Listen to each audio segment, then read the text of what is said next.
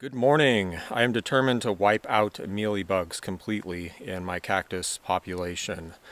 Since I'm fairly new to cactus, I don't have like these huge plantings of outdoor plants that are heavily infested and all of that. It's feasible for me to get it under control now, and I can just treat everything that comes in so that I'm not introducing anything new. And the kind of places that I live, I shouldn't have any other problems of it just kind of randomly floating in from somewhere.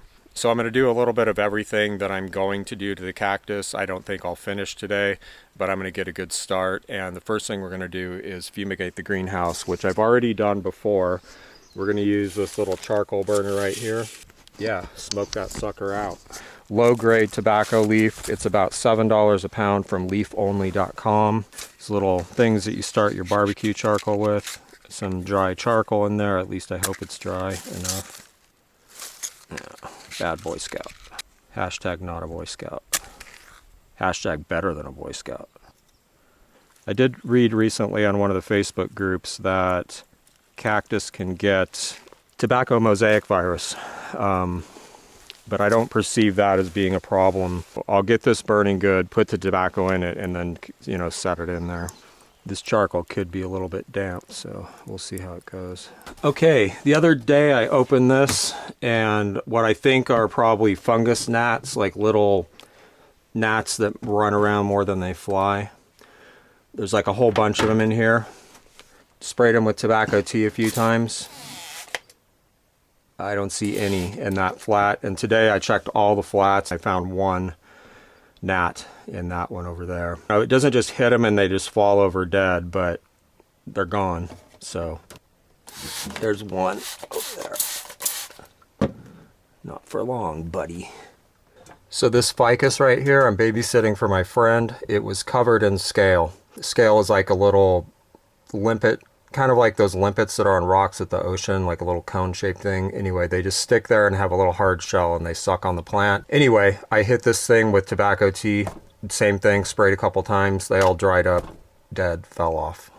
So one thing I'm doing with all the cactus and succulents is moving them away from where they live now to a different site in case there's like, mealybugs, eggs, or hibernating stuff somewhere, anywhere in the area. And so if I treat the whole pot, treat the soil, treat the cactus, and move it, hopefully that'll do them in. So I'll be moving all this stuff over to a new terrace I just cut.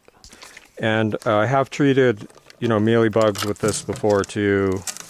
When I first got them, I didn't even know what they were, and I didn't look it up. I just knew that there was some kind of bug that came from the nursery on this cactus I bought. And those little cottony sacs, egg sacs or whatever they are, kept appearing. And so I left the egg sacs in place on purpose because I wanted to see if it would, kill those too, because that information is super valuable. If I don't have to run around picking them off, all the better. And sure enough, it did. It wiped them out completely. And I was all good until I got some more cactus from the same nursery. Totally forgot about that experience and then ended up with a new infestation. Oh, I need to put some soap in here too. I'm gonna go grab some dish soap. Okay, we're just gonna hit this with a little bit of, you don't need that much, that's probably too much, or more than enough rather. That might help suffocate insects by clogging up their breathing apparatus, but it's mostly to just provide a surfactant to break the surface tension of this waxy skin. The stuff will stick better. But I'm gonna actually pay attention to make sure that nothing looks dry. Okay, so first step, spray the cactus. I'll just go ahead and hit the soil a little bit.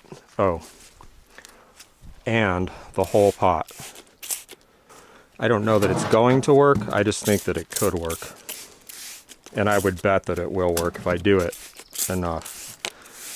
All the outside of the pot, just in case, up under these rims. Oh, we gotta go check on our charcoal. It might all be burned up.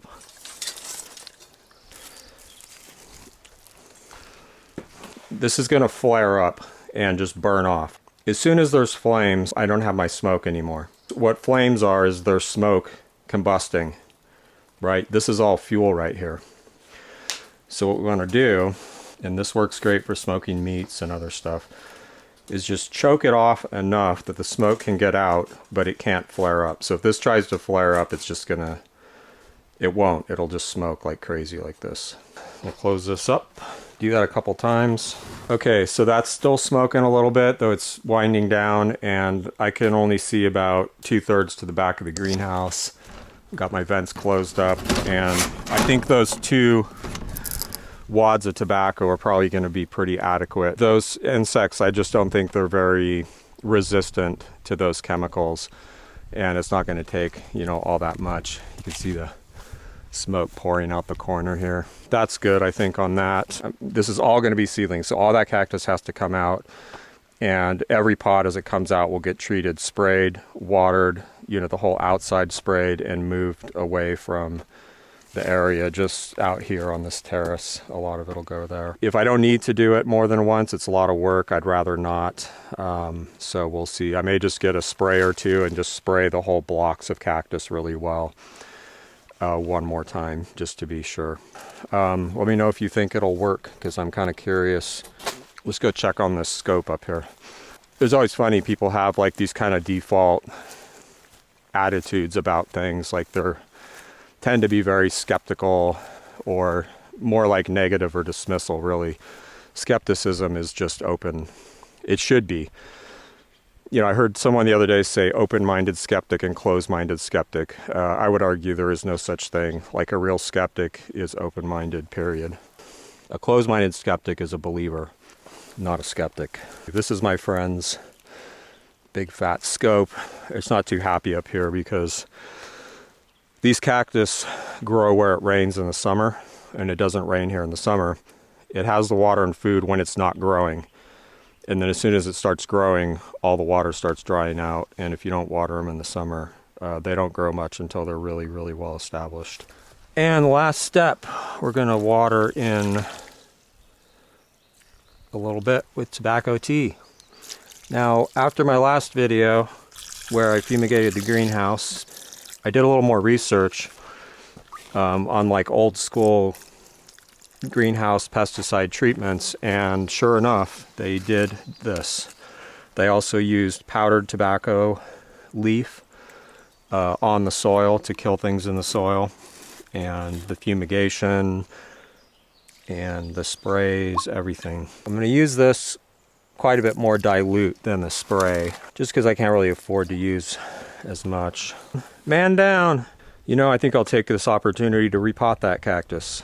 Now, this is an old mix that actually has a lot of sand in it. I don't use sand anymore. I use charcoal as my only aggregate, unless there's perlite in the mix I happen to be using, which there often is.